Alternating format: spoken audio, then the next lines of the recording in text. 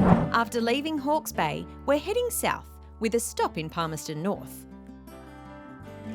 Palmerston North, in the heart of the Manawatu region, is located in the lower North Island.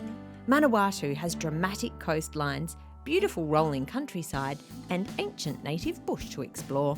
Grab your backpack.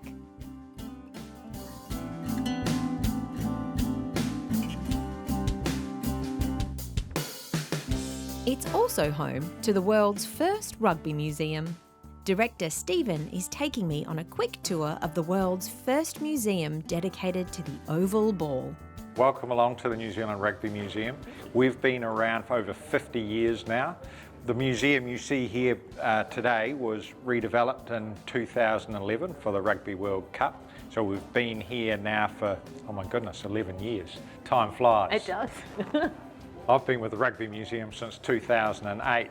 I came in looking for a part-time job and I'm still here. Oh my goodness. You're rugby royalty as well. Yeah. I just about feel like I'm one of the exhibits. The town of Rugby is where the game came from. From a small independent school in central England in 1823, rugby has grown into one of the world's biggest competitions. So they say that the top two world tournaments or world events are the Olympics and the Football World Cup, and the third is the Rugby World Cup. So it's a big event. Yeah. And New Zealand started it. All right then, let's see some of the nation's true treasures. One of the really special objects that we've got here at the moment is this All Blacks jersey. It's the jersey of a guy by the name of Jum Turtle, and it's from the third ever test match played by the All Blacks. So as far as we know, this is the oldest All Blacks jersey in New Zealand.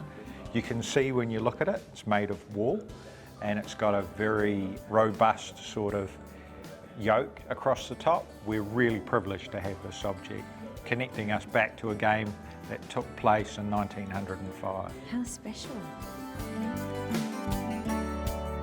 Now the All Blacks didn't always wear black. Here is a navy blue jersey with a gold fern. So the All Blacks from the period of 1884 could have been the All Blues, couldn't they? Yeah. This is a group of young Māori lads that organised their own tour. Joe Warbrick, now Joe had 4 brothers, and the Wynyards there were 3 brothers.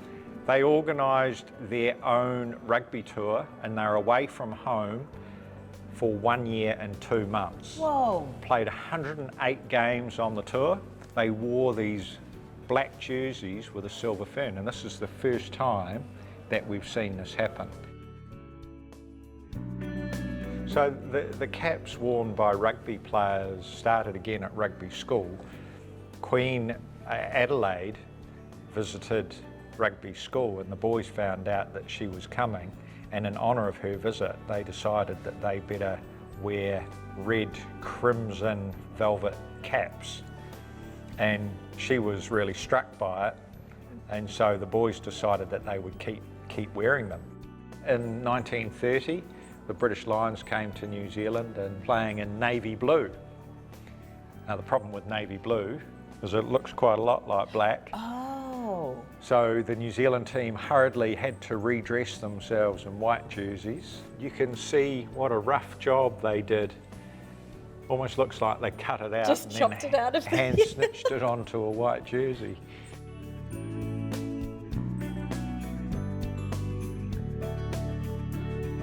This is a jersey from the New Zealand University tour to Japan.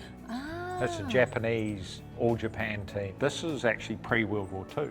So this is 1936, and you've got the New Zealand University's team over there being hosted by the Japanese, boarding with them. So the relationship between New Zealand and Japan, It's quite strong. yeah, really good. So pretty amazing to think that 4 years later or 5 years later we're at war. Yeah. So a couple of artworks done here. Derek Parker Little on the right and Morris Bennett on the left are the artists. Both men have sadly passed away, but those are 2 All Blacks captains So on the left we can see Richie McCaw, and it's made out of toast. Morris Bennett did toast works around Wellington, really amazing works, and Morris was a good supporter of the museum. Derek, on the other hand, is more famous for his political work, and when Tana and the team introduced a new haka, I think he was motivated by that gesture of the running the thumb across the chest.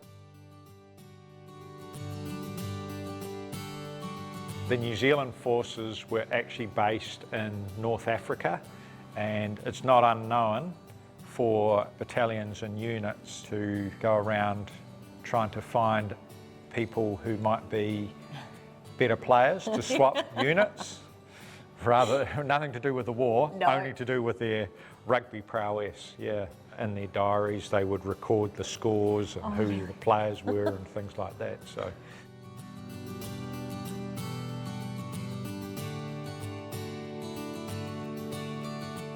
A team in the 1960s which became famous for having farmers, big strong farmers in the forward pack. And so there was this sort of iconic role that farmers took. So that there is Colin Meads.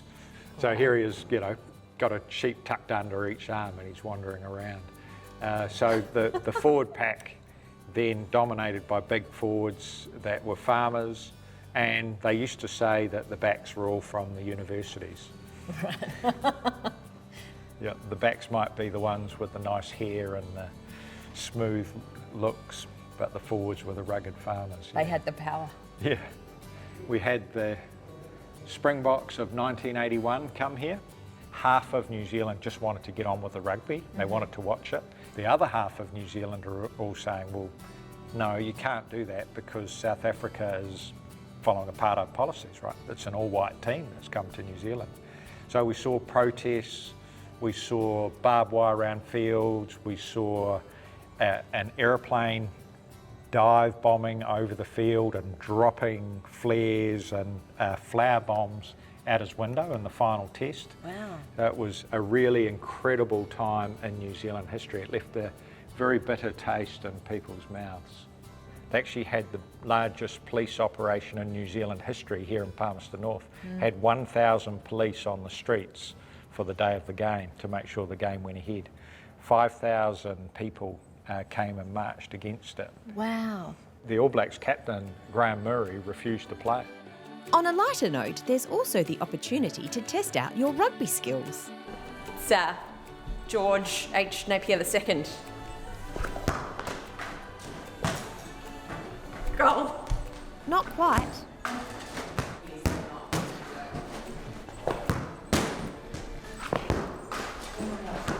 Maybe the crew can get it.